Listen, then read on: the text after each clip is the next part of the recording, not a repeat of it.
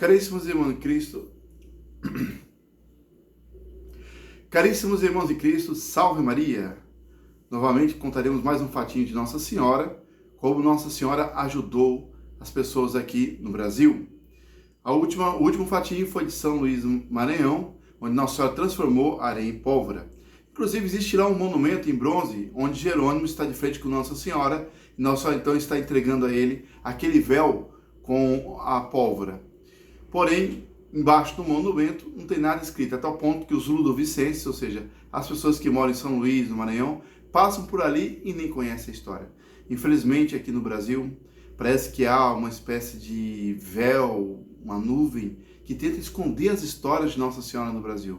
E por isso vimos tantas histórias nos outros países, como eu mesmo contei aqui alguns fatinhos da França, Portugal, da Colômbia, né? E no Brasil, nós estamos cheios de fatinhos no Brasil. E é por isso que esse mês de setembro estou dedicando a esses milagres brasileiros. E hoje contaremos o milagre de Nossa Senhora do Livramento, uma devoção aqui no Ceará que veio de Portugal. Em Portugal, norte de Portugal, no norte de Portugal havia uma imagem de Nossa Senhora das Vitórias, mas as pessoas passavam ali e pediam a vitória contra os seus inimigos, a vitória para livrar eles dos bandidos.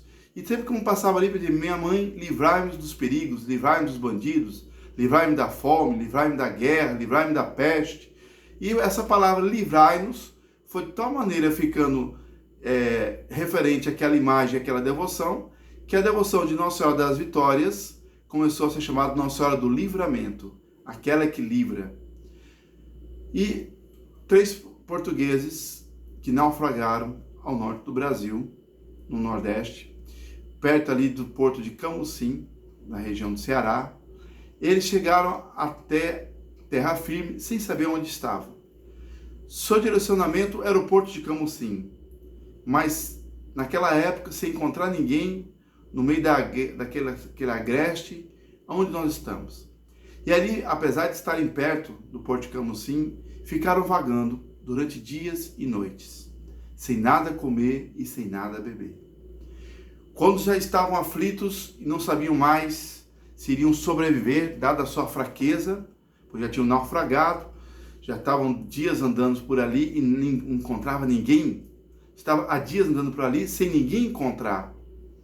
Então fizeram uma promessa a Nossa Senhora do Livramento, que os livrasse da fome, que os livrasse daquele perigo, e que aonde eles encontrassem alguém, eles colocariam umas pedras, e se eles conseguissem voltar a Portugal, eles voltariam para o Brasil trazendo uma imagem de Nossa Senhora do Livramento. Nesse mesmo instante, escutaram o troar de um tiro. Era um caçador que vivia ali perto. Foram até esse homem, pediram socorro. Esse homem se condoeu da situação lastimável em que se encontravam aqueles 3 portugueses, levou-os para sua casinha de taipa, onde estava sua esposa com alguns filhos, e ali serviu a eles algo de comer. Na história não relata o quê. E direcionou-os o caminho correto até o porto de Camusim. Chegando ao porto de Camusim, conseguiram voltar para Portugal. Por volta de mais ou menos 2 a 3 anos, eles conseguiram regressar ao Brasil com uma lindíssima imagem, toda talhada em madeira, de Nossa Senhora do Livramento, e que, na verdade, é a mesma imagem de Nossa Senhora das Vitórias.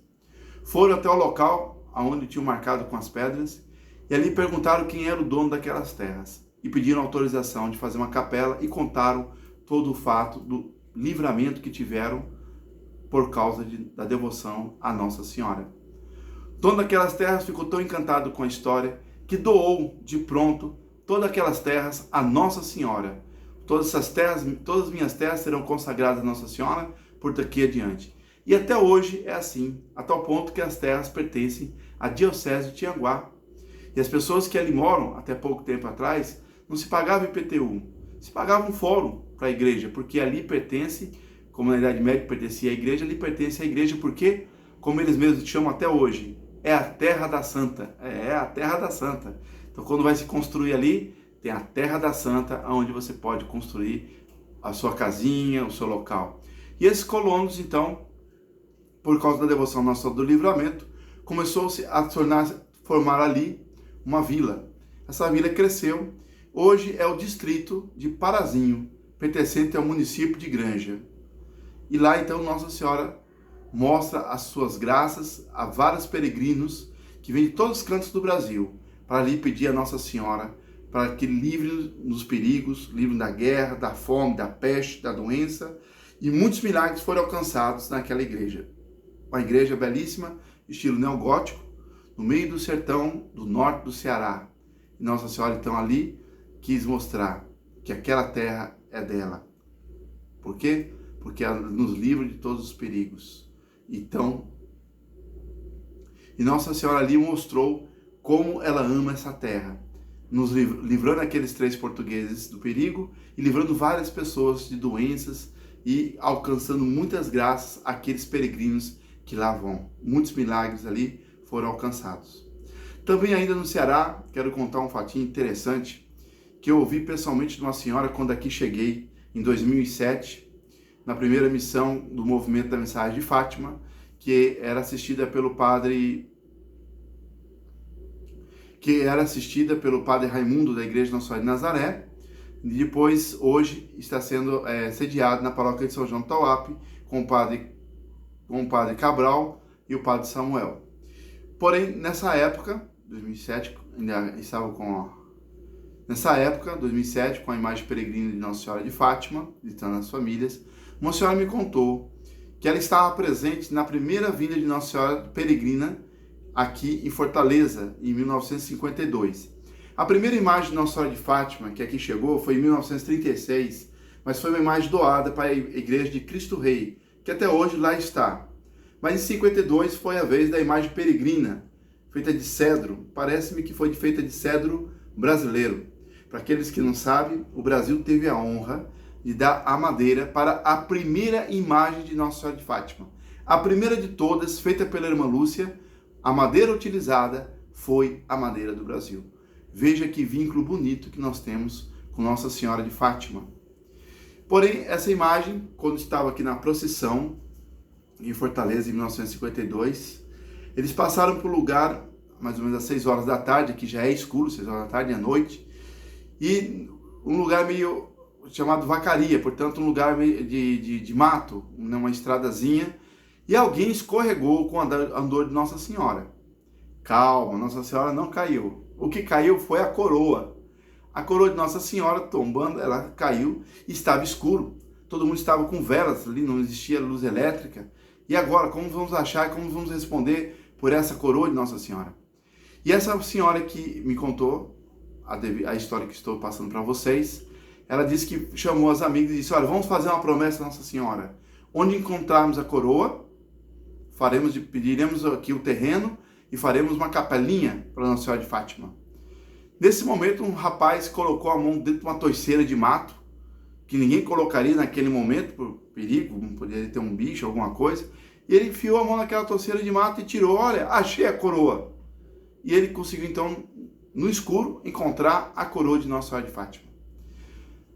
Depois foram ali e pediram o terreno aonde o senhor, dono da vacaria, deu um bom lote daquele terreno, a tal ponto que não foi construída uma capela, mas foi construído o que hoje se conhece como o Santuário de Nossa Senhora de Fátima, aqui em Fortaleza, no Ceará.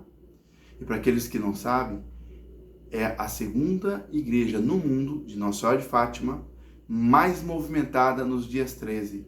Depois de Portugal, é a de Fortaleza. Os dias 13 tem o maior movimento do mundo. Só pede mesmo para Portugal. Mas por que pede a Portugal? Porque não tem espaço suficiente para acolher as pessoas que todo dia 13 acorrem lá à missa.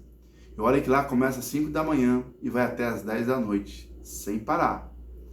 Bom, caríssimos irmãos em Cristo, aqui fica mais um fatinho de Nossa Senhora do Nordeste, como ela ama esse querido Brasil e como ela ajudou aqui os cearenses, livrando dos perigos, e a queda de uma coroa deu um dos melhores, nos mais movimentados santuários do mundo, a devoção a Nossa Senhora de Fátima, aqui em Fortaleza. Caríssimos irmãos em Cristo, eu fico aqui então dando esse testemunho dessa senhora, a qual a queda da coroa deu-se origem a uma igreja que é uma das igrejas, ou melhor, é a segunda igreja mais movimentada do mundo em peregrinos a Nossa Senhora de Fátima no dia 13. Belíssimo, né? Então que Nossa Senhora abençoe. Depois contarei outros fatinhos também de outras regiões do Brasil, tá bem? Salve Maria, Nossa Senhora abençoe a todos. Ó, começou a piscar de novo. Quando começa a piscar,